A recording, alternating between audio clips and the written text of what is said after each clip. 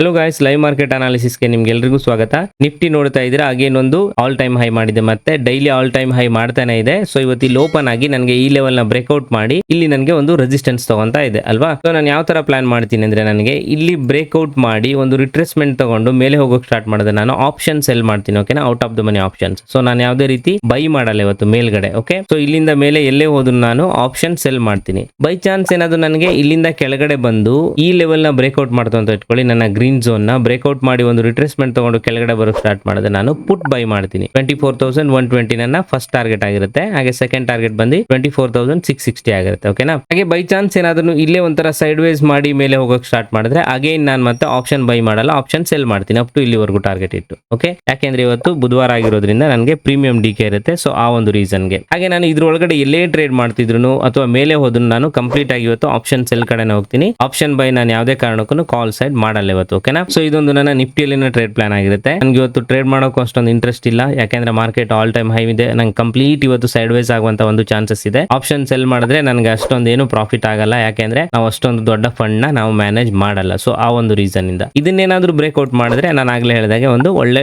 Down trend ಕೊಡಬಹುದು ನಮಗೆ. So ನಾನು ಈ ಎರಡನ್ನ ಟಾರ್ಗೆಟ್ ಇಟ್ಟು ನಾನು ಟ್ರೇಡ್ ಮಾಡ್ತೀನಿ ನಿಫ್ಟಿಯಲ್ಲಿ. ಓಕೆನಾ. ಹಾಗೆ ನಾವು ಬ್ಯಾಂಕ್ ನಿಫ್ಟಿಯಲ್ಲಿ ಯಾವ ತರ ಟ್ರೇಡ್ ಪ್ಲಾನ್ ಮಾಡಬಹುದು ಅಂತ ನೋಡುವ.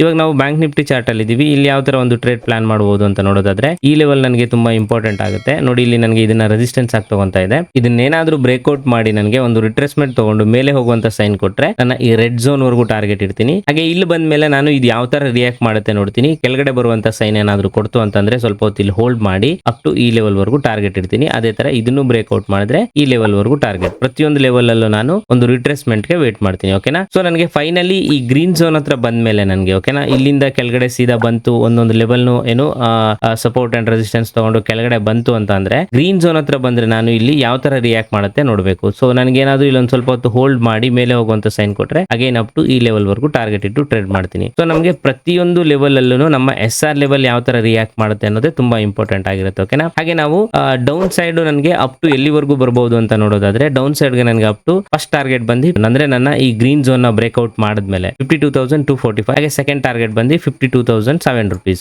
ಅದೇ ತರ ನನಗೆ ಈ ರೆಡ್ ಝೋನ್ ನ ಬ್ರೇಕ್ಔಟ್ ಮಾಡಿದ್ರೆ ಫಸ್ಟ್ ಟಾರ್ಗೆಟ್ ಬಂದು 53,450, ಸೆಕೆಂಡ್ ಟಾರ್ಗೆಟ್ ಬಂದು 53,741. ಓಕೆನಾ. ಸೊ ಇದೊಂದು ನಮ್ಮ ಬ್ಯಾಂಕ್ ನಿಫ್ಟಿಯಲ್ಲಿನ ಒಂದು ಟ್ರೇಡ್ ಪ್ಲಾನ್ ಆಗಿರುತ್ತೆ. ಹಾಗೆ ಎಲ್ಲ ಲೆವೆಲ್ಸ್ ಕೂಡ ಹೇಳಿದೀನಿ. ಪ್ರತಿಯೊಂದು ಲೆವೆಲ್ ಅಲ್ಲಿ ಅಂದ್ರೆ ನಾವು ನಿಫ್ಟಿಯಲ್ಲೂ ಕೂಡ ಪ್ರತಿಯೊಂದು ಲೆವೆಲ್ ಅಲ್ಲಿ ಯಾವ ತರ ರಿಯಾಕ್ಟ್ ಮಾಡುತ್ತೆ ನೋಡಿ ನಾವು ಟ್ರೇಡ್ ಪ್ಲಾನ್ ಮಾಡಬೇಕಾಗುತ್ತೆ. ಸೊ ಇಲ್ಲಿಗೆ ನಾನು ಈ ವಿಡಿಯೋ ಮುಗಿಸ್ತಾ ಇದ್ದೀನಿ. ಈ ವಿಡಿಯೋ ನಿಮಗೆ ಇಷ್ಟ ಆಯ್ತು ಅಂದ್ರೆ ದಯವಿಟ್ಟು ಲೈಕ್ ಮಾಡಿ. ಹಾಗೆ ಇನ್ನು ಯಾರು ಸಬ್ಸ್ಕ್ರೈಬ್ ಮಾಡಿಲ್ಲ ಅಂದ್ರೆ ದಯವಿಟ್ಟು ಸಬ್ಸ್ಕ್ರೈಬ್ ಮಾಡ್ಕೊಳ್ಳಿ. ಜೊತೆಲಿ ಬೆಲ್ ಐಕಾನ್ ಕೂಡ ಪ್ರೆಸ್ ಮಾಡಿ. ಹಾಗೆ ಡಿಸ್ಕ್ರಿಪ್ಷನ್ ಅಲ್ಲಿ ನಮ್ಮ ಟೆಲಿಗ್ರಾಮ್ ಲಿಂಕ್ ಕೂಡ ಇದೆ, ಅದನ್ನು ಕೂಡ ಜಾಯ್ನ್ ಆಗಿ. ಅಲ್ಲಿ ನಿಮಗೆ ಲೈವ್ ಮಾರ್ಕೆಟ್ ಅಪ್ಡೇಟ್ಸ್ ಬರ್ತಾ ಹೋಗುತ್ತೆ.